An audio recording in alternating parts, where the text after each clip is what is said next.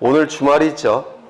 오늘 끝나면 이제 내일 모레는 이제 여러분 마음대로 공부를 실컷 하실 수 있으세요. 네, 집에서. 그렇죠. 네. 강의와 관계없이. 얼마나 좋으시겠어요? 원하는 공부 실컷 하실 수 있으니까 민기공 하시면 되겠죠. 네. 등기필증, 등기필 정보가 나오는데 여기 나와 있는 것은 이제 4월달이 마지막으로 설명을 드리는 겁니다. 5월달부터는 여기 내용은 설명 안 할 거예요. 이거 말고도 등기필 정보가 출제될 게 굉장히 많습니다. 그래서 이 부분은 이제 이번이 마지막이 될 텐데요. 여기에 갑이 자신의 노력과 비용으로 건물을 신축합니다. 자신의 노력과 비용으로 건물을 신축하게 되면 갑은 소유권을 취득할 겁니다. 맞습니까? 이 취득한 소유권을 보호를 받아야 될 겁니다. 보호를 받기 위해서는 공시해야 되는데 공시하는 방법은 뭡니까? 등기를 갖추는 것이 될 겁니다. 그래서 등기를 갖추기 위해서 갑은 등기소에 가서 등기를 신청할 텐데요. 이 등기의 이름이 뭔가요? 보존등기라고 얘기를 할 겁니다. 그래서 갑은 보존등기를 신청하게 될 겁니다. 보존등기를 신청하게 되면 등기소에서는 보존등기를 실행해 주겠죠.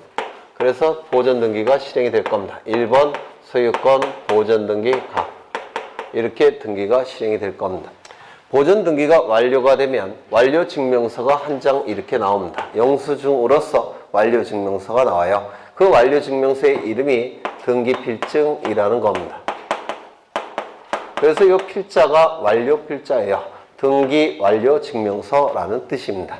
그래서 등기완료증명서가 영수증으로서 등기소에서 신청인에게 교부가 될 겁니다. 신청인에게 영수증 주는 건 당연한 겁니다. 그렇겠죠? 그래서 이 갑은 등기필증이라는 영수증을 하나 가지고 있더라는 겁니다. 1년 후에 이 갑은 을과 매매계약을 체결합니다. 을과 매매계약이 체결되면 갑과 을 사이에 소유권 이전 등기가 실행이 될 겁니다. 이 소유권 이전 등기가 이루어지면 갑의 소유에서 을의 소유로 넘어가겠죠. 이 등기가 실행이 되면 이 갑은 소유권을 상실하겠죠. 이 소유권을 상실하게 되면 불이익이 발생할 겁니다. 이 자를 뭐라고 부릅니까? 등기 의무자라고 부를 겁니다. 맞습니까? 그리고 을은 이 등기가 이루어지면 소유권 취득하겠죠. 따라서 이익이 발생할 테니까 등기 권리자라고 할 겁니다. 그래서 이 등기 의무자와 등기 권리자는 등기소에 가서 등기를 공동으로 신청하게 될 겁니다. 맞습니까? 그러면 이 등기소에는 등기관이 있을 텐데 이 등기관은 하나의 사실을 확인을 해야 돼요. 이 을명의 등기가 이루어지게 되면 갑의 소유에서 을의 소유로 바뀌게 될 텐데 이때 이 등기 의무자 갑이 이 권리가 있는지 여부를 등기관이 확인을 해야 됩니다. 만약에 권리가 있는지 확인되지 않은 상태에서 을에게 등기를 넘겨주게 되면 나중에 갑에게 권리가 없을 수도 있죠. 그러면 이건 뭐가 되는 겁니까? 무권리자의 처분행위가 되는 겁니다. 무권리자의 처분행위가 돼서 이 등기는 효력이 없게 돼버려요. 따라서 을이 갑에게 대금을 지불하게 되면 부동산 사기가 나타나는 겁니다. 맞습니까? 이를 방지하기 위해서 등기가 이루어짐으로 인해서 권리를 상실하여 불이익이 발생하는 등기 의무자에게 진짜 권리가 있는지 여부를 등기관이 확인을 한 다음에 이 등기를 해줘야 됩니다. 그러면 이것을 확인할 수 있는 자료가 있을 텐데 그 자료가 바로 요겁니다. 등기필증. 따라서 등기필증을 제출하는 겁니다. 그러면 이 등기필증이 왜 소유권이 있다는 사실을 확인할 수 있는 자료가 되느냐면 이 등기필증은 딱 한 번만 만들어집니다. 두 번 만들어지는 경우가 절대 없습니다. 따라서 등기필증을 가지고 있는 자는 권리가 있다라고 추정을 받습니다. 따라서 권리 추정력이 있기 때문에 이 등기필증을 등기소에 제공하면 등기관은 이것을 확인하고 권리가 있다는 사실을 믿고 등기를 실행해 주는 겁니다. 그러면 이것을 가지고 이제 이 등기를 실행할 겁니다. 즉 2번 소유권 이전 등기를 이렇게 등기가 실행이 될 겁니다. 등기를 실행한 다음에 이 등기필증을 가지고 새로운 등기필증을 만듭니다. 이 등기필증을 이제 영수증으로서 등기 권리자에게 교부를 합니다. 영수증으로서. 그리고 여기에 체크를 한 다음에 이것도 영수증으로서 환부를 하게 됩니다. 그래서 등기를 신청하는 사람은 무조건 영수증이 나가는 겁니다. 원칙이. 그렇죠. 그래서 영수증으로 교부가 됩니다. 이제 이 을은 영수증으로 받은 이 등기필증이 있게 될 겁니다. 1년 후에 요 갑을은 병과 또다시 매매 계약을 체결합니다.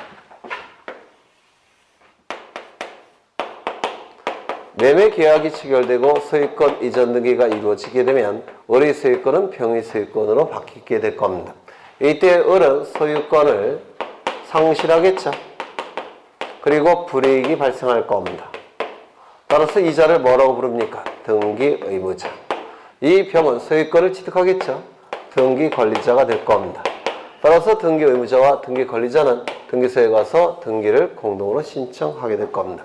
이때 이 등기가는 이 등기가 이루어짐으로 인해서 권리를 상실하여 불이익이 발생하는 등기 의무자 을에게 권리가 있는지 여부를 확인해야 된다고 했죠. 그 확인할 수 있는 자료가 뭐라고요? 등기필증. 따라서 영수증으로 받은 이 등기필증을 다시 제공하게 됩니다. 그러면 이 등기필증을 가지고 소유권이 있다는 사실을 등기관이 확인을 한 다음에 여기다가 등기를 실행합니다. 3번 소유권 이전 병. 그리고 이걸 가지고 새로운 등기필증을 만들어서 영수증으로 교부하고 체크를 한 다음에 영수증으로 환불을 합니다.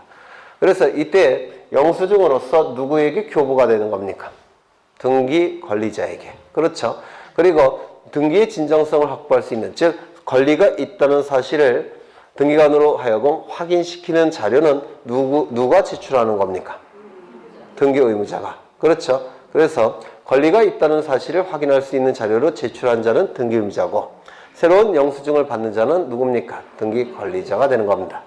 그래서 이 등기필증이 이러한 역할을 수행하게 돼요. 그러면 등기필증이 수행하는 역할은 두 가지가 있는 겁니다. 등기필증이 수행하는 역할은 첫 번째, 영수증으로서의 기능을 수행합니다. 영수증으로서의 기능을 수행합니다.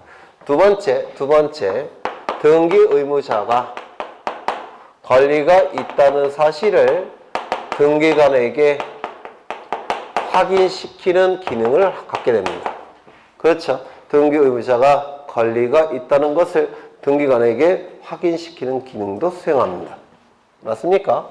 이걸 달리 표현하면 등기의 진정성을 확보하는 기능을 한다는 겁니다. 등기 의무자가 권리가 있다는 사실을 확인시키는 거라고 했죠. 그래서 무권리자의 처분행위가 나타나는 것을 방지하는 기능을 수행하는 겁니다. 이때 이 등기필증은 더 이상 만들어지지 않습니다. 등기필증은 이제 폐지가 됐어요. 등기필증은 등기소에서 만들어지지 않습니다. 그러면 이 두 가지 기능을 다른 자료가, 다른 제도가 대체를 해야 될 겁니다. 그렇겠죠? 그래서 이 영수증의 기능은 어떤 제도가 대체하게 되느냐면 등기완료 통지서라는 자료가 대체하는 겁니다. 등기완료 통지. 이게 바로 등기필증 그 문구와 같은 뜻이죠. 등기필, 등기완료. 그렇죠. 그 다음에 이 기능은 뭐가 대체합니까? 등기필 정보가 대체를 하는 겁니다. 등기필증은 더 이상 없습니다. 등기필증의 역할을 두 가지 서류가 대체를 하게 돼요. 이거 되셨습니까?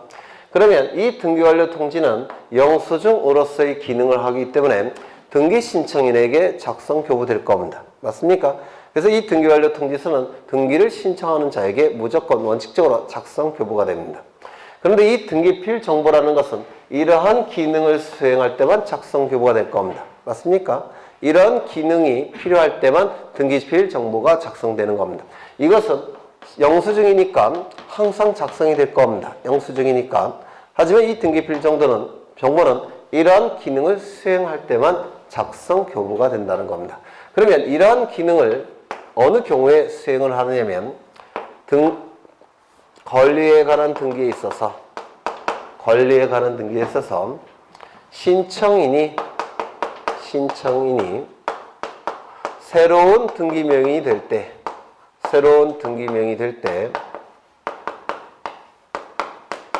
이 경우만 등기필 정보가 작성 교부가 되는 겁니다.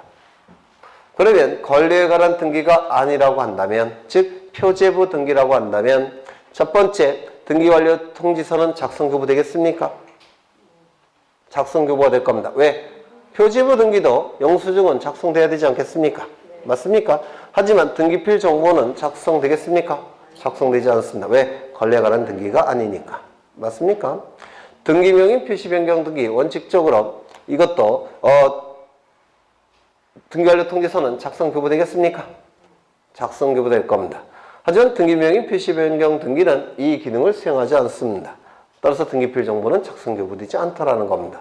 이걸 좀 이해를 해 두실 필요가 있어요. 아까 승소한 등기 의무자가 판결에 의한 등기 신청할 때 있었죠? 여기 갑이 있고 그 다음에 등기소가 있고 판결서를 받아서 등기를 단독으로 신청하는 경우가 있었습니다. 이때 등기를 신청하는 자는 누굽니까? 갑. 그렇죠. 승소한 등기의무자가 판결에 의한 등기 신청. 갑이 등기 신청하죠. 누구의 이름으로 등기하는 겁니까? 을. 신청인은 갑. 등기명의는 을. 따라서 등기필 정보가 작성 교부될까요? 안 될까요? 네? 아니, 판결에 의한 등기 신청 중에서 승소한 등기 의무자가 판결서를 가지고 등기를 단독으로 신청하는 경우 있지 않습니까? 등기를 신청하는 자는 누굽니까? 갑. 등기 명의인이 되는 자는 누굽니까? 을. 그러면 일치합니까? 일치하지 않습니까? 따라서 등기필 정보는 작성 교부되지 않습니다. 이거 이해가 되십니까? 그러면 아까 채권자 대위 신청이 있었죠? 그럼 신청인은 누굽니까? 채권자. 등기 명의인이 되는 자는 누굽니까? 채무자. 일치합니까? 일치하지 않습니까? 일치하지 않습니다. 따라서 등기필 정보 작성 교부되겠습니까? 안 된다는 겁니다. 직권으로 보존 등기를 하는 경우가 있어요. 직권 보존 등기 나중에 보실 텐데요. 직권으로 보존 등기 한다는 것은 신청 자체가 없죠. 등기필 정보가 작성되겠습니까? 안 되는 겁니다. 그래서 이거 갖고 등기필 정보를 작성 교부해야 되는지가 결정이 돼요. 그래서 굉장히 중요한 내용입니다. 나중에 이걸 상세하게 공부할 겁니다. 그래서 이거 정도는 좀 외워두실 필요가 있어요. 출제가 될 겁니다. 요게. 그래서 그러한 내용들이 쭉 나오게 될 텐데요. 거기서 258쪽을 보시면 등기의무자의 권리에 관한 등기필증 또는 등기필 정보가 나와 있고요. 어디를 보시냐면 거기 등기필 정보의 등기소 제공이라고 나와 있는데 이 등기필 정보를 등기소에 제공하는 자는 누군가요? 등기 의무자죠. 새로 만들어진 등기필 정보 또는 등기필증은 누구에게 교부됩니까? 등기 관리자에게 교부되는 것이죠. 그러면 등기 의무자가 등기소에 제공하는 게 등기필증이나 등기필 정보예요. 그러면 단독 신청이라고 한다면 원칙적으로 등기 의무자 있습니까? 없습니까? 없죠. 따라서 등기필증이나 등기필 정보를 제공할 필요가 없습니다. 단독 신청이라고 한다면.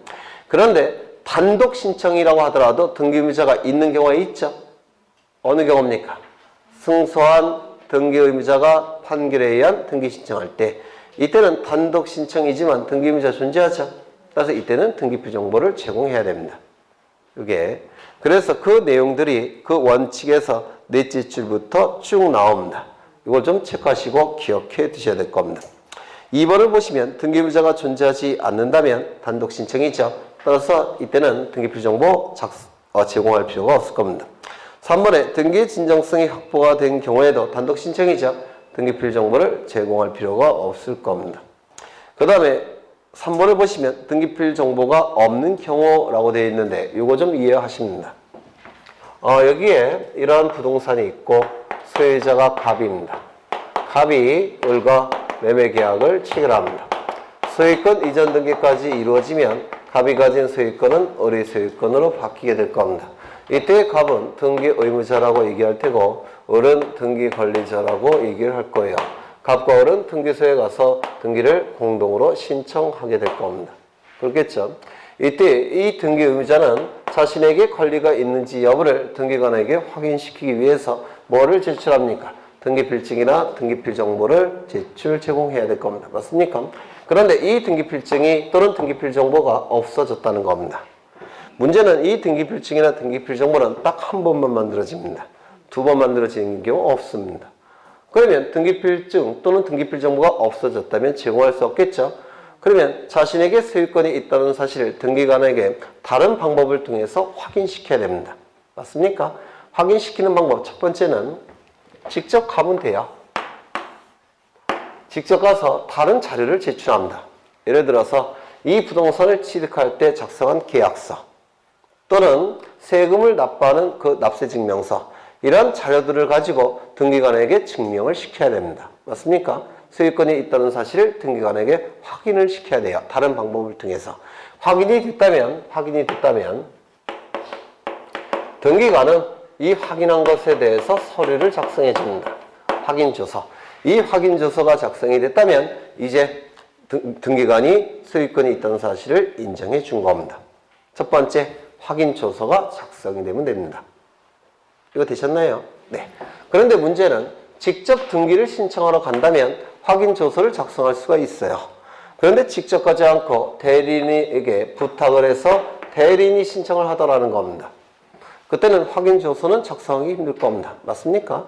이때 이 대리인이 변호사인 경우도 있을 테고 법무사인 경우도 있을 겁니다. 그런데 이 변호사라는 직역은 법률 사무에 있어서 최고 전문가로 평가받습니다. 맞습니까? 등기 사무도 법률 사무의 일종이에요. 이게. 그리고 이 법무사는 등기 사무의 전문가입니다. 맞습니까? 그러면 이 변호사나 법무사는 등기관 정도의 자격이 있다라고 평가합니다. 등기관의 자격이 있다라고 평가합니다. 등기관은 아니지만 등기관 정도의 법률 지식이 있다라고 평가받을 수 있습니다. 맞습니까? 이때 위임을 하겠죠. 대리인에게 위임해야 되지 않겠습니까? 그럼 위임장 작성을 해줄 겁니다. 맞습니까? 지금은 위임 확인 정보라고 불러요. 위임장을 얘기하는 겁니다. 그러면 이 변호사나 법무사는 이제 본인으로부터 위임장을 받을 텐데요. 위임 확인 정보를 받을 텐데 이 위임 확인 정보를 받을 때 변호사가 본인에게 권리가 있는지 여부를 확인하고 위임장을 받으라는 겁니다. 확인을 하고. 왜 확인할 권한이 있느냐? 등기관 정도의 자격이 있다라고 보기 때문에 그렇습니다. 이거 이해가 되십니까? 그래서 권리가 있는지 여부를 이 변호사나 법무사가 확인을 한 다음에 이 위임장을 받으면 그 위임장은 이제 등기필증, 등기필정보의 역할을 할 수가 있는 겁니다. 그래서 그 위임 확인 정보를 등기 신청 시 제공하라는 겁니다. 그게 제공이 됐다는 얘기는 변호사나 법무사가 본인인지 여부를, 즉 본인에게 권리가 있는지 여부를 확인했다는 증명서로서 제출이 되는 겁니다. 이거 이해가 되십니까? 그러면 이 위임 확인 정보 아래는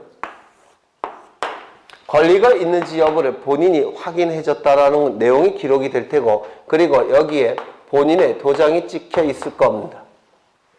그렇죠? 그리고 이 도장이 진짜 본인 갑의 도장인지를 등기관이 확인해야 될까요? 확인할 필요가 없을까요? 확인해야 됩니다. 따라서 뭐가 첨부돼야 될까요? 인감증명을 첨부하게 됩니다.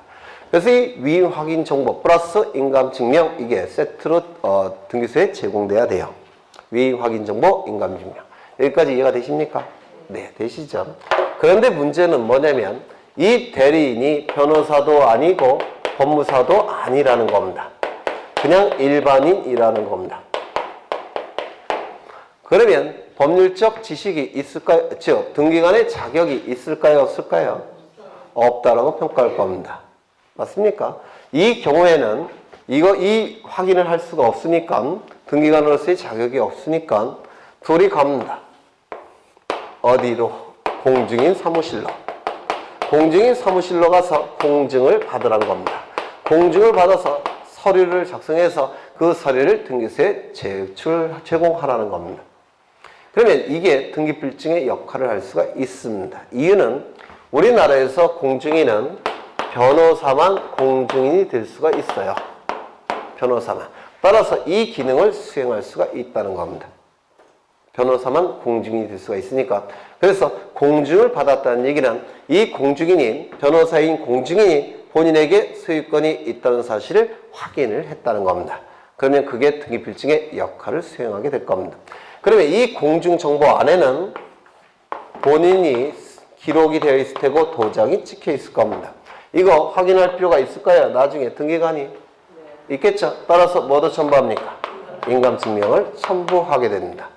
그래서 이 등기필증이나 등기필 정보가 멸실이 됐을 때는 위임 확인 정보 플러스 인감증명을 제출하든지 아니면 공증정보 플러스 인감증명을 제출하든지 아니면 직접 가든지. 이거 이해가 되십니까? 네. 그러면 책을 보시면 등기필 정보가 없는 경우 확인 제도가 세 가지가 나와 있죠. 직접 출석하든지 그리고 확인을 받든지 아니면 자격자 대리인의 위임 확인 정보를 제공하든지. 여기서 자격자 대리인은 변호사, 법무사 자격을 얘기합니다. 아니면 공증을 받아서 그 공증받은 정보를 등기소에 제공하든지. 이때 위임 확인 정보 플러스 인감증명, 공증정보 플러스 인감증명 같이 기억하셔야 됩니다. 그러면 인감증명을 다시 한번 가보겠습니다. 어디를 보시냐면 275쪽까지입니다. 275쪽 가셨나요? 거기 275쪽을 보시면 꼭대기에 동글뱅이 3번이 있죠. 거기 보시면 등기필 정보가 없어진 경우에 따라 등기를 신청하는 경우 등기필 정보가 없어진 경우에는 위임 확인 정보 플러스 위임 확인 정보 또는 공증 정보죠. 직접 출석하는 경우가 아니라면 위임 확인 정보 플러스 인감증명, 공증 정보 플러스 인감증명을 등기소에 제출 제공해야 된다고 했는데 기억나십니까? 기억 안 나세요? 나죠? 네. 그때는 등기임제 인감증명을 첨부하라는 겁니다. 지금 말씀드린 것이 동글뱅이 3번의 내용이에요. 되셨나요? 빨리 대답하세요. 네. 그래서 259쪽에 확인제도 보셨고요. 넘어가겠습니다. 이제 등기 원인을 증명하는 정보가 나와 있는데요. 매매계약서를 얘기합니다. 매매계약서. 이 매매계약서 등기 원인 증명 정보가 나와 있는데 거기 4번에 계약을 원인으로 한 소유권 이전 등기의 경우 거민계약서라고 나와 있죠. 이 거민계약서는 이겁니다. 등기 원인 증서가 보통 계약서예요. 이 계약서에 우측 상단부에 거민을 찍습니다. 이 거민이 찍힌 계약서를 거민계약서라고 얘기를 해요. 그러면 등기 신청 시 언제 거민계약서를 등기소에 제공해야 되느냐? 네 가지 요건이 충족이 될 때는 등기 신청 시 거민계약서를 등기소에 제공해야 됩니다. 첫 번째 뭐라고 했습니까? 등기 원인이 계약일 때. 기억나십니까? 두 번째, 등기의 목적이 소유권 이전을 목적으로 할 때. 세 번째, 부동산에 관해서. 네 번째, 실제 관계와 부합하는 등기를 목적으로 거민계약서를 등기소에 제공하게 됩니다. 이 네 가지를 외우시라고 그랬죠. 그러면 책을 보겠습니다. 거민계약서가 나와 있는데요. 의의는 읽어보시고 넘겨보시면 거민신청 절차가 나와 있죠. 찾으셨습니까? 거민신청권자 외우셔야 되는데 계약의 당사자 중 1인 또는 그 위임을 받은 자 아니면 계약서를 작성한 변호사 아니면 법무사 중개업자 얘네가 거민을 신청할 수 있을 겁니다. 거민의 시기가 나와 있는데요. 계약 후 등기신청 시까지 밑줄 치셔야 됩니다. 계약 이후가 돼야지만 등기 원인이 계약인지 여부를 알 수가 있죠. 또한 등기 신청 시 제출하는 게 거민계약서죠. 따라서 등기 신청 이전까지만 작성되면 되겠죠. 따라서 계약 후 등기 신청 이전까지. 그 다음에 거기 거민권자 및 거민 절차가 나와 있는데요. 거기 거민권자가 누굽니까? 시장군수, 구청장, 읍면동장. 그 다음에 니은이 참 중요한데요. 첫째 줄에 보시면 형식적 요건의 구비 여부만을 확인합니다. 형식적 요건의 구비 여부만을 확인하고 거민을 찍습니다. 실질적 심사가 아니라 형식적 심사만 하고 거민을 찍는다는 겁니다. 그 다음에 거민 여부가 나와 있는데 우측에 예외가 나와 있죠. 거민계약서를 제출할 필요가 없는 경우. 그래서 기억부터 이음까지 다 외우셔야 돼요. 외우는 게 불가능하겠죠. 그래서 하나씩 이해를 지금부터 할 겁니다. 첫 번째, 토지거래허가 지역에 있어서 토지거래허가증을 거민받은 경우에는 거민받은 것을 봄으로 거민을 따로 받을 필요가 없다. 왜 그렇겠습니까? 네? 왜 토지거래 허가를 받은 경우 거민을 따로 받을 필요가 없겠습니까? 거민권자와 허가권자는 일치합니다. 거민권자와 허가권자가 일치하기 때문에 허가 여부를 결정할 때 거민 여부도 같이 결정합니다. 이해가 되십니까? 따라서 허가를 받은 경우에는 거민 여부도 이미 심사를 받았기 때문에 따로 거민을 받을 필요가 없습니다. 이거 이해를 하셔야 될 겁니다. 예를 보시면 매각, 공매를 원인으로 세입권 이전 등기를 하는 경우 등기 원인이 계약입니까? 물건의 변동 원인은 두 가지가 있죠. 물건 변동 원인은 첫 번째 법률 행위 맞습니까? 두 번째 뭡니까? 법률 규정 186조, 187조 맞습니까? 이 법률 행위 안에는 반드시 의사표시가 들어가 있죠. 그 의사표시 모습에 따라서 법률 행위를 세 가지로 나누는데 첫 번째 뭐가 있습니까? 의사표시가 법률행위 안에 반드시 있는 건 아십니까? 그러면 의사표시는 법률행위 안에 반드시 존재하는데요. 그 의사표시 모습에 따라서 법률행위를 세 가지로 나눕니다. 첫 번째, 의사표시가 하나로서 단독으로 법률행위가 될 때 뭡니까? 단독행위. 그렇죠? 의사표시 하나가 단독으로 법률행위를 구성할 때 단독행위라고 불러요. 이게 바로 단독행위예요. 의사표시. 두 번째, 의사표시가 중간에서 엮이는 경우가 있습니다. 엮이는 거. 이걸 약속이 엮였다고 해서 계약이라고 얘기합니다. 의사표시를 약속으로 표현해요. 그리고 계자는 엮일 계자입니다. 여기서 엮이고 있죠. 이게 뭡니까? 계약. 그렇죠. 세 번째, 동일한 목적을 향해서 의사표시가 동일한 목적을 향해서 합쳐져서 하나의 법률행위가 될 때 이를 뭐라고 얘기합니까? 합동행위. 기억 안 나세요? 나시죠? 네. 그래서 이 법률행위는 세 가지로 나눌 수가 있습니다. 단독행위, 계약, 그 다음에 합동행위. 그러면 이 단독행위, 계약, 합동행위 법률 규정에서 뭐일 때만 이 검인계약서를 제출제공한다는 겁니까? 계약일 때만. 맞습니까?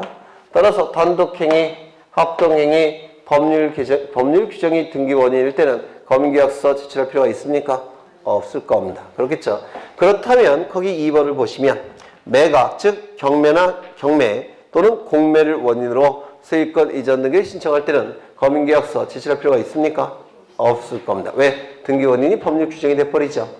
맞습니까? 3번을 디귿을 보시면 계약의 일방 당사자가 국가나 지자체인 경우 검인을 받을 필요가 없다. 왜 그럴까요? 뭐 이유가 여러 가지 있겠지만 국가나 지자체가 거짓으로 등기를 신청하는 경우가 있습니까? 없다고 그랬죠. 따라서 실체관계와 부합시킬 목적으로 하는 검인을 구태여 받을 필요가 있습니까? 없다라는 겁니다. 왜? 실체관계와 당연히 부합되는 등기가 이루어질 것이기 때문에 그렇습니다. 또한 이 검인권자는 국가죠. 지가 검인을 신청하고 지가 검인을 한다면 의미가 있겠습니까? 없을 겁니다. 따라서 검인을 받을 필요가 없습니다. 그 다음에 리을을 보시면 선박, 임목, 재단 이건 부동산입니까? 아닙니까? 아니죠. 부동산일 경우만 검인을 받는 거죠. 그 다음에 매매 계약의 해지로 인한 소유권 이전 등의 말소 신청의 경우 검인을 받을 필요가 있습니까? 왜요?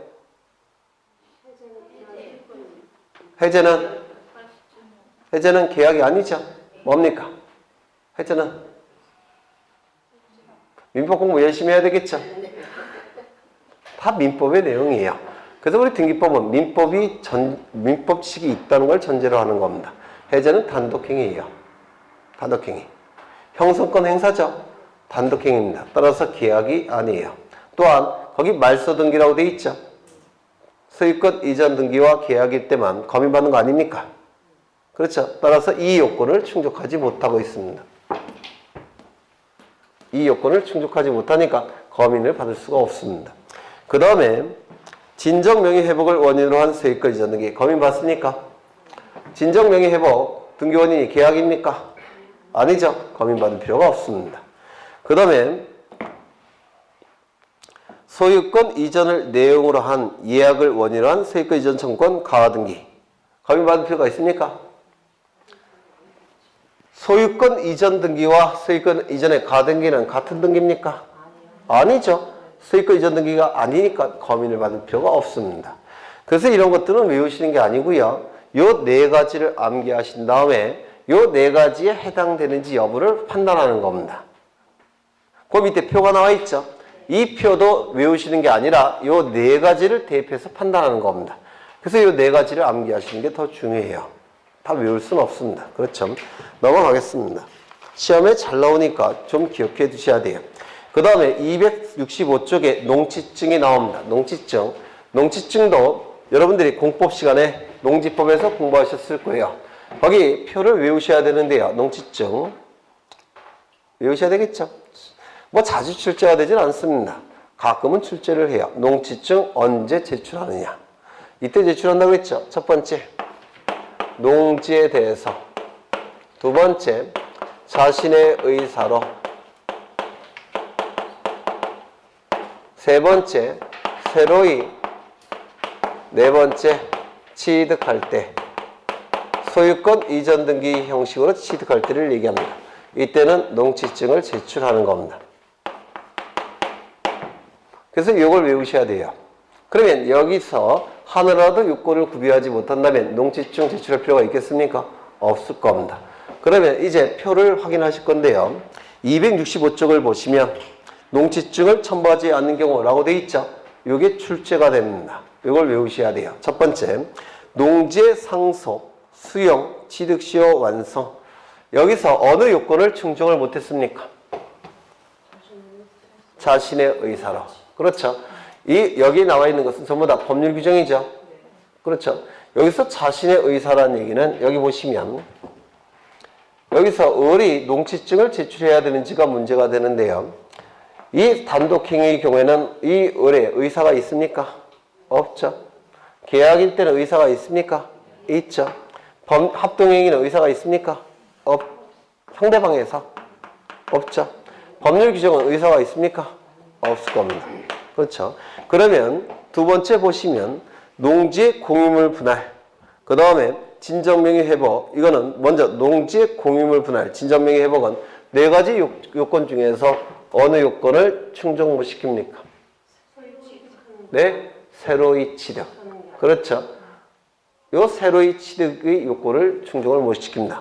먼저 농지의 공유물 분할. 이 공유물 분할이라는 것은 지분으로 소유하다가 현물로 소유로 바꾸는 겁니다. 맞습니까? 그러면 원래 지분으로 가지고 있었기 때문에 분할이 이루어질 때 새로이 취득하는 겁니까? 아니에요. 원래 갖고 있던 겁니다. 맞습니까? 따라서 새로이 취득 그 요건을 충족하지 못합니다.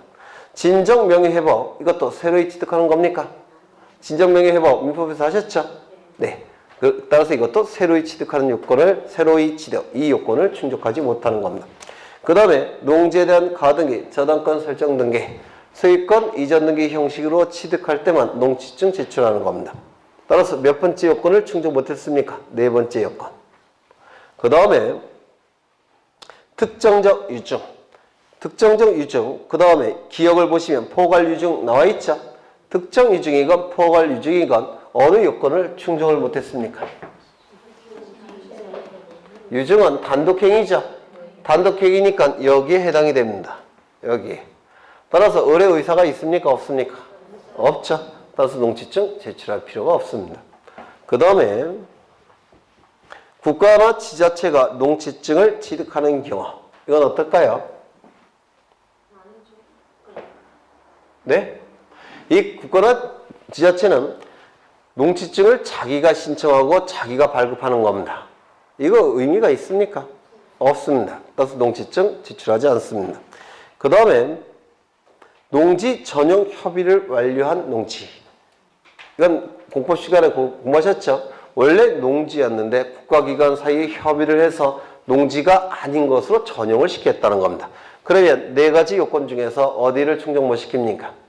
농지가 아닌 겁니다. 그렇죠? 그래서 이거를 기계적으로 외울 수는 없어요. 그래서 저 네 가지를 외우셔갖고 어느 부분에 해당되지 않는지를 이해를 하셔야 됩니다. 그러면 쉽게 득점이 가능합니다. 그 다음에 그 밑에 보시면 토지거래 허가가 나옵니다. 이 토지거래 허가서를 제출하는 경우 요건이 있었죠. 첫 번째 뭐였습니까? 유상거래일거. 두 번째 뭐였죠? 계약이나 예약일거. 이 예약이라는 것은 민법에서 공부하셨을 텐데요. 요 예자가 미리 예자예요. 그리고 요 약은 계약이란 뜻입니다. 미리 체결한 계약이란 뜻이에요. 그래서 이 미리 체결한 계약에 의해서 보통 가등기를 합니다. 그래서 이 미리 체결한 계약을 제가 이거와 별개로 따로 여기다 써드린 이유는 가등기를 포함시키기 위해서 따로 쓴 겁니다. 예약도 계약의 일종입니다. 그 다음에 세 번째 뭡니까? 소유권에 관한 등기 또는 지상권에 관한 등기를 신청할 때 토지거래 허가서를 첨부할 겁니다. 그런데 가등기를 포함시키는 거죠. 따라서 소유권에 관한 가등기, 지상권에 관한 가등기 신청 시에도 토지거래 허가서 첨부해야 됩니다. 그러면 265쪽 쭉 읽으시고요.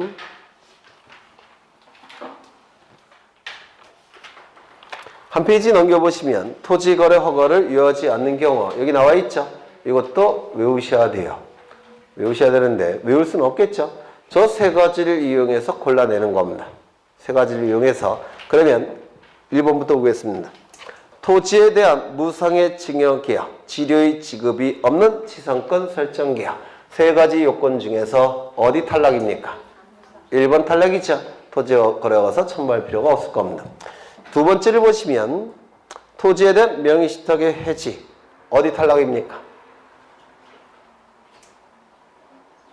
해지. 해지는 뭔가요? 해지. 단독행위. 따라서 몇 번 탈락입니까? 2번 탈락입니다. 해지는 단독행위예요.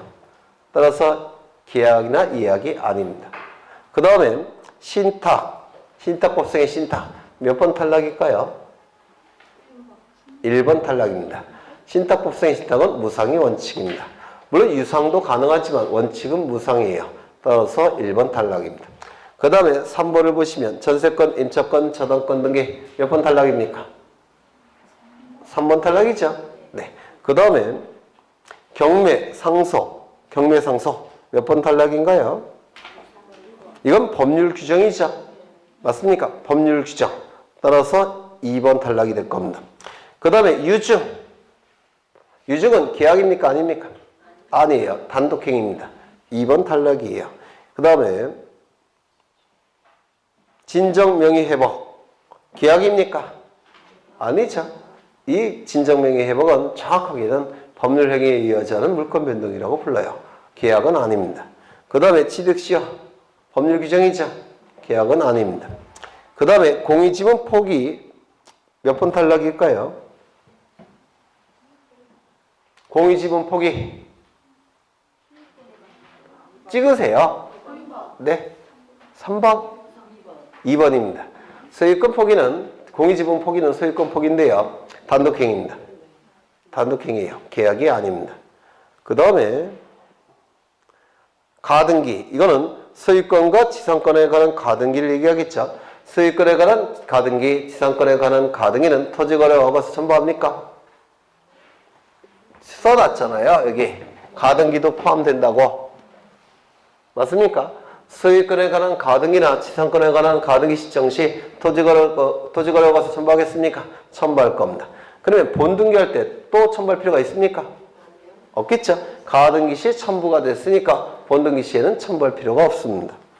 그 다음에 이혼을 하면서 특정 재산을 이전하는 계약. 이혼 당사자 사이의 재산 분할 계약. 재산 분할 계약입니다. 몇 번 탈락입니까? 빨리 찍으세요. 이혼해 보시면 쉽게 알 수 있을 텐데. 이혼 한번 해보세요. 부부 재산은 보통 공유로 추정합니다. 공유로 추정이 돼요. 그러면 부부관계가 끝났다면 분할을 해야 되겠죠. 이게 바로 부부재산 분할계약이라는 겁니다. 그러면 이거 분할하는 것에 불과한 거니까 이거는 유상이겠습니까? 유상이 아니죠. 네, 유상이라는 것은 보상관계가 있는 건데 이 부재산 분할은 이것은 유상이 아니에요. 그냥 지분으로 있는 것을 현실화시키는 것에 불과합니다. 따라서 1번 탈락입니다. 그 다음에 토지거래 허가구역으로 지정되기 이전, 따라서 이전이니까 허가구역이 아니죠. 해제 후 토지거래 허가 받을 필요가 없겠죠. 그래서 이게 출제가 되는데 외우는 건 힘들어요. 한두 개도 아니고. 그래서 저걸 외우신 다음에 대입해서 골라내셔야 됩니다. 그 다음에 대리거래를 증명하는 정보 읽어보시고요. 이제 268쪽에 주소를 증명하는 정보, 주민등록을 증명하는 정보가 나오는데요. 일단 주민등록이라는 것은 자연인만 주민등록이 있습니다. 그렇죠. 자연인만 주민등록번호가 있어요. 법인이나 권리능력 없는 사단재단은 주민등록이 없죠. 따라서 주민등록 역할을 하는 부동산 등기용 등록번호가 별도로 부여됩니다. 부동산 등기용 등록번호가 주민등록 역할을 하게 될 거예요. 이때 부동산 등기용 등록번호를 부여하는 기간, 이게 작년에 출제가 됐습니다. 270쪽에 표가 작년에 출제가 됐어요. 거의 출제 안 하다가 뜬금없이 작년에 출제가 됐었는데, 그래서 저도 요약집에 안 넣다가 작년에 느낌이 이상해서 넣었더니 출제를 했더라고요. 네. 기분 되게 좋았겠죠. 그렇지 않겠습니까? 요걸 좀 이해해 보겠습니다. 여기 이러한 부동산이 있고 소유권자가 갑입니다.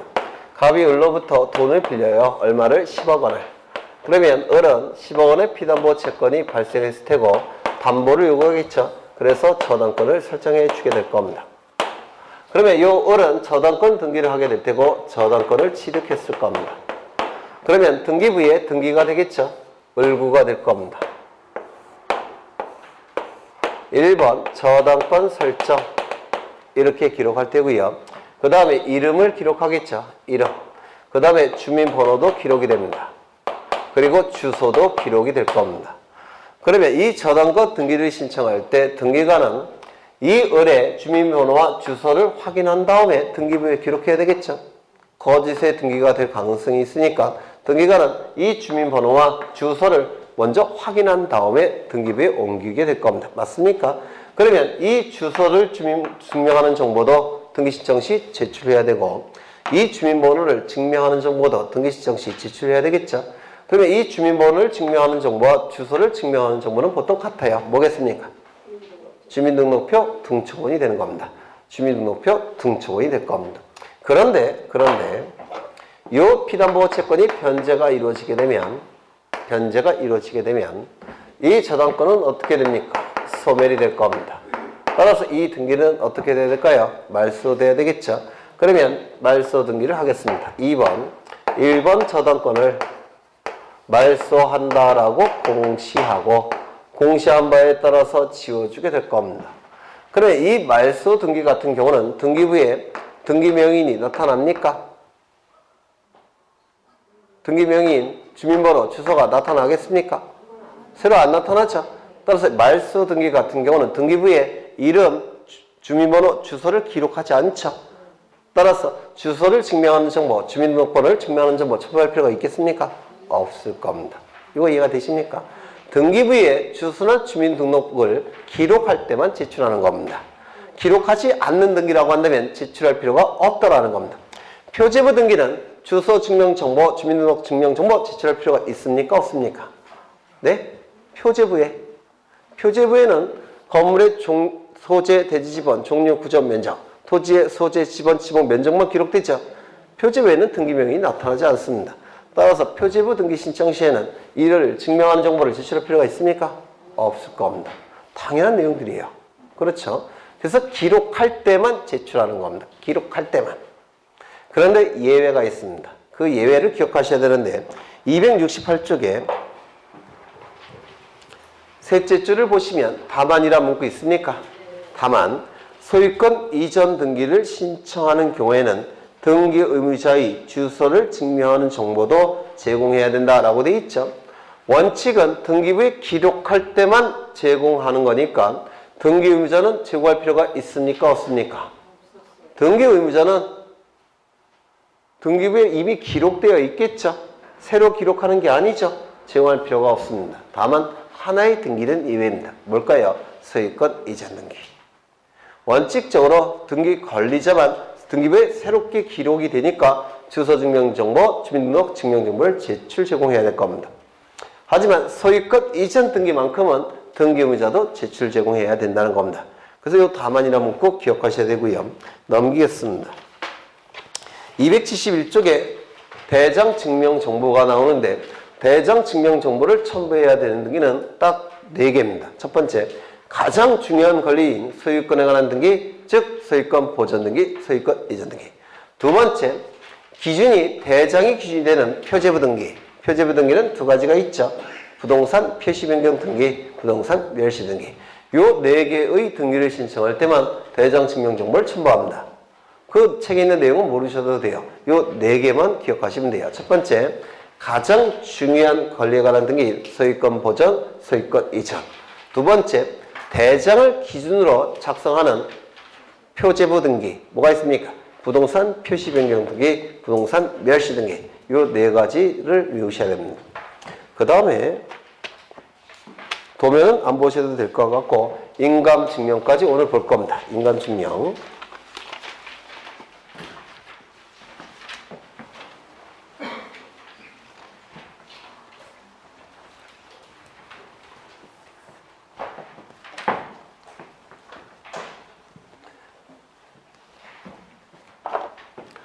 여기에 부동산이 있고 소유권자가 갑입니다. 갑이 을과 매매계약을 체결합니다. 소유권 이전 등기까지 이루어지면 이전 등기까지 이루어지면 갑의 소유는 을의 소유로 바뀔 겁니다. 이때 이 등기가 이루어지면 갑은 소유권을 상실하겠죠. 그리고 불이익이 발생할 겁니다. 이런 차를 뭐라고 부릅니까? 등기 의무자. 을은 소유권 이전 등기가 이루어지면 소유권을 취득할 겁니다. 따라서 이익이 발생할 겁니다. 이런 자를 등기 관리자라고 얘기할 겁니다. 갑과 을은 등기소에 가서 등기를 공동으로 신청할 텐데요. 등기를 신청할 때는 등기 신청 정보를 등기소에 제공을 해야 됩니다. 이 신청 정보가 제공이 되면 등기부에 옮겨 적는다고 했죠. 이를 뭐라고 얘기했습니까? 등기를 실행한다라고 말씀을 드렸는데 기억나십니까? 이때 이 신청 정보에 등기 의무자를 기록하는 칸도 있을 테고 등기 권리자를 기록하는 칸도 있을 겁니다. 그리고 이름도 쓰여져 있을 테고 그리고 도장도 찍혀 있을 겁니다. 이때 이 등기가 이루어지면 소유권을 상실하여 불이익이 발생하는 등기 의무자가 존재하죠. 그 등기 의무자는 소유권을 상실하는 자이기 때문에 최소한 등기 의무자만큼은 이 찍혀있는 도장이 진짜 등기 의무자 갑의 도장인지를 확인할 필요가 있다는 겁니다. 그게 바로 인감증명이에요. 이 등기 의무자의 도장이 진짜 등기 의무자 갑의 도장인지를 살필 수 있는 증명서면 이를 인감증명이라고 부릅니다. 이 감자가 살필 감자예요. 감사원 할 때 그 감자입니다. 등기 의무자의 도장이 진짜 그 사람의 도장인지를 등기관이 확인할 수 있는 증명서면 이를 인감증명이라고 얘기합니다. 그러면 등기 권리자도 확인할 필요가 있겠습니까? 없어요. 왜? 권리를 상실하지 않고 이익을 취득하는 자죠. 따라서 등기 권리자는 확인할 필요가 없습니다. 등기 의무자만 확인합니다. 그러면 등기 의무자의 도장이 진짜 그자의 도장인지를 확인할 필요가 있는 거니까 등기 의무자가 있을 때만 인감증명을 첨부합니다. 등기 의무자가 있다는 얘기는 단독입니까? 공동입니까? 공동 신청의 경우에만 인감증명을 첨부하는 겁니다. 이거 이해가 되십니까? 단독 신청의 경우는 인감증명을 첨부할 필요가 없습니다. 두 번째, 도장을 찍을 수 있어야지만 인감증명을 첨부할 수가 있습니다. 그러면 전자신청의 경우에는 모니터로 보내는 거니까 모니터에 도장을 찍을 수 있습니까? 없겠죠. 따라서 방문 신청의 경우에만 인감증명을 첨부합니다. 2가지를 기억하셔야 돼요. 첫 번째, 단독 신청의 경우에는 인감증명을 첨부할 필요가 없습니다. 그렇죠. 두 번째, 전자신청의 경우에는 인감증명을 첨부할 필요가 없습니다. 이거 좀 기억해 두실 필요가 있습니다. 이거 이해가 되십니까? 그러면 어느 경우에 인감증명을 첨부해야 되냐면 모든 등기를 신청할 때마다 인감증명을 첨부하는 건 아닙니다. 중요한 등기를 신청할 때만 인감증명을 첨부합니다.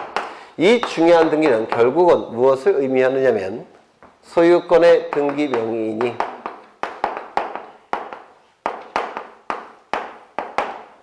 등기 의무자일 때 이 등기 의무자는 인감증명을 첨부하는 겁니다. 소유권에 관한 등기 명의인이 등기 의무자일 때만 인감증명을 첨부합니다. 그러면 이걸 좀 이해를 하셔야 될 텐데요.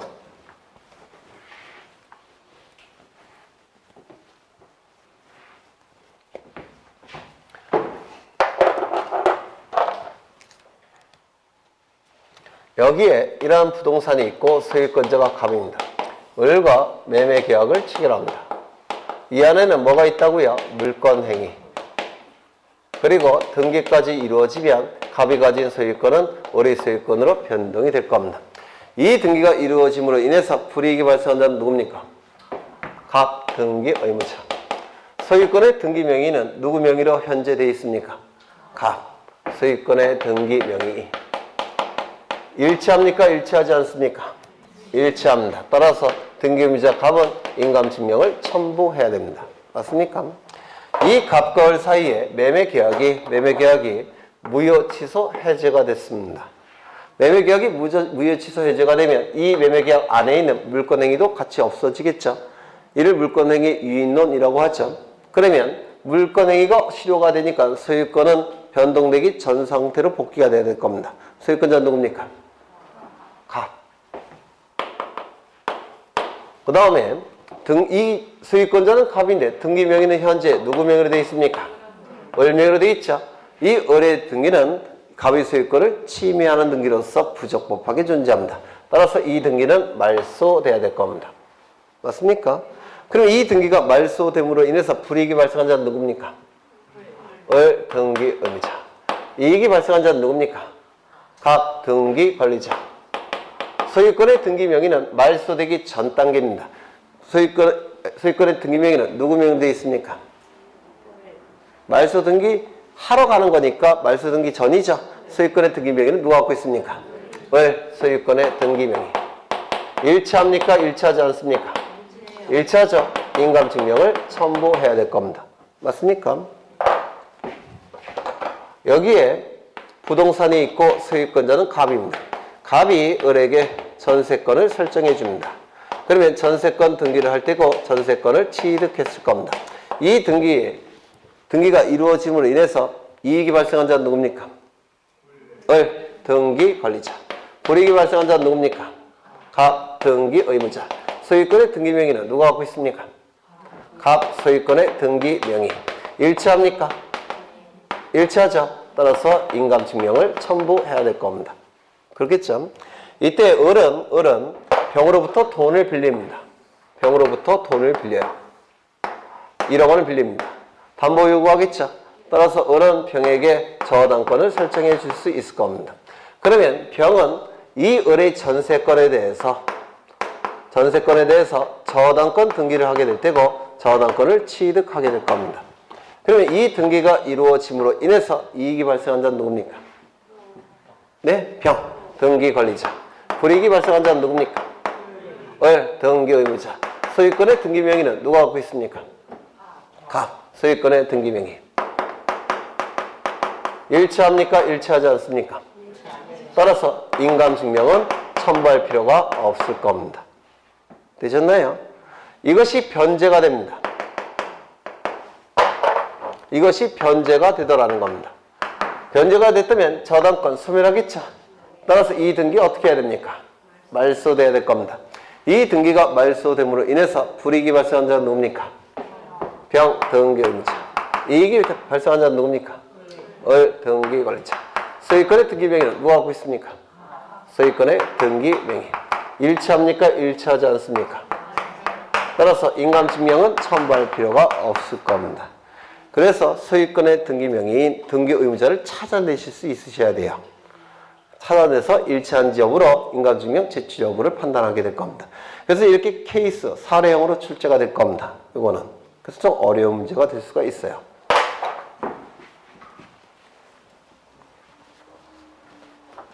여기에 부동산이 있고요. 소유자는 갑입니다. 갑이 을에게 소유권에 대한 가등기를 설정해 줍니다. 이 가등기가 이루어짐으로 인해서 이익이 발생한 자는 누굽니까? 네? 을 등기 권리자. 불이익이 발생한 자는 누굽니까? 갑 등기 의무자. 소유권의 등기 명의는 누가 갖고 있습니까? 갑 소유권의 등기 명의. 일치합니까? 일치하지 않습니까? 일치합니다. 따라서 인감증명 첨부해야 될 겁니다. 그런데 이 가등기 권리는 자본주의 사회에서 조만간 재산권을 취득할 수 있는 아주 중요한 재산권입니다. 아주 중요한 재산권이에요. 본등기만 하게 되면 소유권 취득할 수 있죠. 그래서 이건 아주 중요한 재산적 권리입니다. 그런데 이 재산권을 포기하더라는 겁니다. 재산권을 포기하게 되면 이제 가등기 권리는 어떻게 돼야 될까요? 말소돼야 될 겁니다. 이 등기가 말소됨으로 인해서 불이익이 발생한 자는 누굽니까? 을 등기 의무자. 이익이 발생한 자는 누굽니까? 갑 등기 권리자. 소유권의 등기 명의는 누가 갖고 있습니까? 갑 소유권의 등기 명의. 따라서 일치합니까? 일치하지 않습니까? 일치하지 않습니다. 따라서 이 논리에 의한다면 인감증명을 첨부합니까? 첨부하지 않습니까? 첨부하지 않습니다.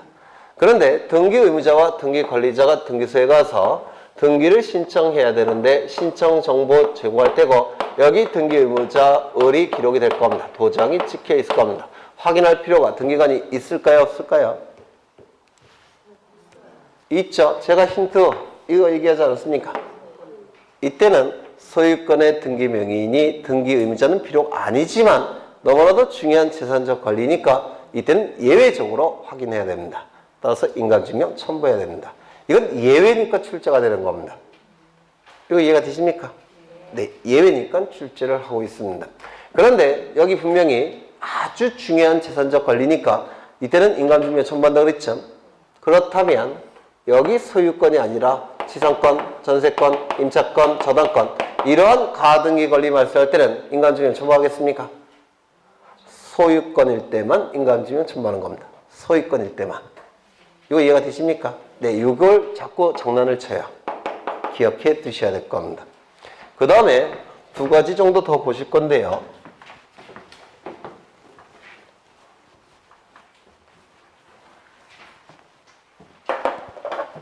시간이 이렇게 흘러갑니다. 시간이 이렇게 흘러가고 있고요. 요 시점은 100번지 토지고 101번지 토지입니다. 갑소유고 갑소유예요. 이 갑이 자신의 투필지 토지에 대해서 합병 신청할 수 있습니까? 소유자가 동일하니까 합병 신청할 수 있을 겁니다. 맞습니까? 따라서 합병 처분을 받은 시점입니다. 합병 처분이 있게 되면 지적공부상으로는 이제 한 필지가 됐습니다. 맞습니까? 그런데 지적공부에서 한 필지 된 것을 끝나면 안 되고요. 등기부에서도 합쳐줘야 돼요. 등기부에서 합쳐지는 것을 합필등기라고 얘기합니다. 합필등기. 그런데 이 시점은 합필등기를 신청하는 시점입니다. 합필등기를 신청하는 시점이에요. 그런데 여기 시간적인 갭이 존재하니까 요때 갑이 요 토지에 대해서 을에게 소유권을 이전시킵니다. 매매 플러스 소유권 이전 등기. 그래서 101번지 토지 소유권은 을에게 넘어갔습니다. 그러면 합필 등기를 신청할 때는 어떻게 돼버립니까? 갑을 이렇게 돼버렸습니다. 그러면 합필 등기 신청할 수 있겠습니까? 따라서 이때는 이 등기소에서 지적소관청에게 통지해 줍니다. 무효화시키라고. 합필 등기 신청을 각하하고 지적소관청에 통지해 줍니다. 옛날에는. 지금은 허용을 합니다. 지금은 어떻게 등기를 하느냐면 합필을 해주고 그 다음에 여기 면적이 똑같다면 지분으로 공유로 하는 합필 등기를 해줍니다. 이거 이해가 되십니까? 등기법의 개정사항이라서 이게 출제가 된 적이 있고 또 나올 수가 있습니다. 만약에 이게 40이고 이게 60이라고 한다면 이제 이게 바뀌어야 되겠죠? 5분의 2, 5분의 4로 공유 등기로 합필 등기를 해주는 겁니다. 그러면 이때 갑과 을의 확인을 받을 필요가 있을까요? 없을까요? 왜 받아야 되느냐면 한 필지를 갖고 있는 것과 지분으로 갖고 있는 건 개념이 다르죠. 지분으로 갖고 있는 것은 거래가 잘 안 돼요. 따라서 이때는 갑과 을의 확인을 받아야 됩니다. 그러면 이 확인서 안에는 갑과 을의 도장이 찍혀 있을까요? 안 찍혀 있을까요? 당연히 찍혀 있겠죠. 자발적으로 썼는지 여부가 자발적으로 확인해 줬는지 여부가 등기관에 의해서 확인돼야 되겠죠. 따라서 뭘 첨부한다고요? 되셨나요? 네, 하나만 더 보겠습니다. 이런 것들까지 이제 공부가 되시면 10개 쪽으로 가는 겁니다. 워낙 어려운 내용들이라서. 네. 그래서 여기서도 한 대여섯 명은 10개 이상이 득점이 되실 텐데 등기법만. 이 토지는 100번지 토지입니다. 100번지 토지고 소유자는 갑이 될 겁니다. 그런데 갑이 을에게 한 필지 일부에 대해서 을에게 용익물건을 설정해 줬습니다. 용익물건이나 임차권은 한 필지 일부에도 설정이 가능하죠. 네, 그래서 일부에 대해서 지금 을이 지상권이 있는 상태예요. 을이 이때 이 갑이 이 상태에서 분필 등기를 신청하고 싶다는 겁니다. 그래서 이렇게 쪼개고 싶다는 겁니다. 쪼개지면 이쪽은 100번지, 100의 1번지 정도가 될 겁니다. 그러면 이런 분필 등기를 신청하게 되면 분필 등기 신청 정보를 등기소에 제공을 할 겁니다. 맞습니까? 이 신청 정보에는 지금 100번지 토지가 둘로 나눠지고 있죠. 100번지와 100의 1번지로 나눠질 겁니다. 그러면 을의 지상권은 어느 쪽에 이제 존재해야 되는지를 여기다 기록을 해야 됩니다. 그러면 여기에 이쪽에 존재하니까 을의 지상권 이쪽에 존재한다라고 신청 정보에 기록을 해야 됩니다. 여기까지 이해가 되십니까? 그러면 이때 을의 확인을 받을 필요가 있겠습니까? 없겠습니까? 요게 확인을. 예를 들어서 이쪽이 이쪽에 도로가 이렇게 나 있습니다. 도로가. 그러면 만약에 을의 지상권이 이쪽보다는 이쪽에 설명이 낫겠네요. 도로가 이렇게 나 있다는 겁니다. 그러면 을의 지상권을 등기 신청할 때 이쪽에 있다라고 신청하고 싶은 생각이 안 되겠습니까? 네. 등기 신청 정보에 을의 지상권이 이쪽에 있다라고 등기를 신청하고 싶을 거예요. 왜? 싼 쪽이니까. 그렇죠? 이런 것을 방지하기 위해서 지상권자의 확인을 받아야 됩니다. 확인을. 그러면 확인서가 있을 텐데 그 확인서 안에 을의 도장이 찍혀 있겠죠? 확인할 필요가 있습니까? 있을 겁니다. 따라서 뭘 첨부한다고요? 인감증명을 첨부해야 됩니다. 그래서 이 인감증명은 이게 쉬운 내용이 아니에요. 지금은 처음 들으시니까 어려우실 겁니다. 근데 계속 반복할 거니까 득점하는 데는 어렵지 않을 겁니다. 그래서 10개까지 갈 수도 있어요. 우리 등기법에서. 네. 그러면 책을 보겠습니다. 274쪽에 보시면 이번에 인감증명의 제출이 필요한 경우 첫 번째 방문 신청이라고 문구 있습니까? 네, 방문 신청 있을 겁니다. 275쪽을 보시면 거기 214쪽을 보시면 1번 소유권의 등기 명의인이 등기 의무자일 때 등기 의무자는 인감증명 첨부한다 그랬죠? 이게 가장 출제될 확률이 높고 사례형으로 출제될 수가 있습니다. 찾으셔야 돼요. 등기 의무자가 누군지, 소유권의 등기 명의 누구인지. 우측을 보시면 가등기 명의인이 가등기를 말소 신청하는 경우 가등기 명의인의 인감증명 아까 보셨죠? 조심하셔야 될 것은 소유권에 대한 가등기 말소 신청 시에만 인감증명 첨부하는 겁니다. 소유권 이외에는 인감증명 첨부하지 않습니다. 3번 등기필증, 등기필 정보가 멸실됐을 때 위임 확인 정보 플러스 인감증명, 공증정보 플러스 인감증명 기억나십니까? 네. 4번 토지 하필 등기에 따른 등기 신청에 따라 소유자들이 확인서를 첨부하여 하필 등기를 신청하는 경우 소유자들의 인감증명 이걸 얘기하는 겁니다. 요거. 그 다음에 그 밑에 보시면 넘겨보시면 토지 분필 등기 신청에 따라 지상권자의 확인서를 첨부하여 토지 분필 등기를 신청하는 경우에 인감증명 이걸 얘기하겠죠. 그렇죠. 그 다음에 6번 아까 보셨죠? 상속재산 분할 협의의 경우 협의서가 제출될 때 협의서에 도장이 찍혀 있을 테고 상속인들의 도장이 찍혀 있을 테고 그 도장을 확인해야 되니까 인감증명 첨부한다고 했죠. 네.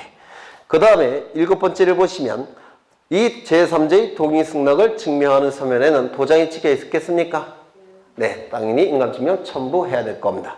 8번은 굉장히 높은 민법 지식이 필요한데요. 이 8번은 우리 민법에서 중개사 민법 과목에서 시험범위에 포함되지 않는 겁니다. 그래서 8번 정도는 모으셔도 될 것 같아요. 그래서 7번까지가 이제 공부가 되시면 9개, 10개, 11개 이렇게 넘어가는 겁니다. 그 다음에 우측을 보시면 인감증명이 제출이 필요하지 않은 경우 이미 설명이 됐으니까 체크해 놓으십니다. 여기 3번 대단히 출제확률이 높으니까 체크해 놓으시고요.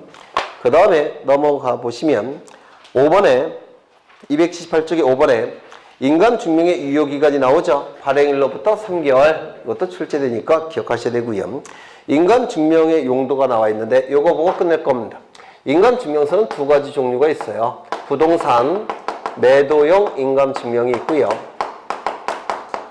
두 번째 부동산 비매도용 인감증명이 있습니다. 그러면 매도용 인감증명은 뭘 의미하느냐면 요 매자가 매매라는 뜻입니다. 그리고 이 도자는 넘길 도자인데요. 매매를 통해서 넘어가는 권리는 뭡니까? 소유권이겠죠. 따라서 소유권 이전 등기라는 뜻이에요. 그래서 매매를 통한 소유권 이전 등기를 신청할 때 사용하는 인감증명이 매도용 인감증명입니다. 그리고 비매도용은 이거 이외의 등기를 신청할 때 사용하는 인감증명이 비매도용 인감증명입니다. 법률행위 중에서 어떠면 계약이죠. 계약 중에서 어떠면 매매입니다. 등기 중에서 어떠면 소유권 이전 등기예요. 맞습니까? 그래서 이 매매를 통한 소유권 이전 등기 신청용 인감증명을 따로 만들어 놓은 겁니다. 그럼 어느 것이 중요한 걸까요? 이거. 그렇죠. 그러면 이것을 가지고 이쪽으로 전용할 수 있겠습니까? 있습니다. 그렇죠. 훨씬 중요한 것으로 덜 중요한 용도로 사용할 수 있습니다. 이쪽을 가지고 이쪽으로 전용할 수 있습니까? 이건 안 됩니다. 이게 판례예요. 그 내용이 나와 있을 겁니다. 그래서 오늘은 여기까지 봅니다. 278쪽까지 보겠습니다. 만만치 않죠? 네, 다음 시간에 좀 더 기대하셔도 좋아요. 고생하셨고, 네, 주말 잘 보내시고 주말에 토요일, 일요일 합쳐서 20시간 정도 공부하시면 될 겁니다. 고생하셨고 다다음 주에 뵙겠습니다. 수고하셨습니다.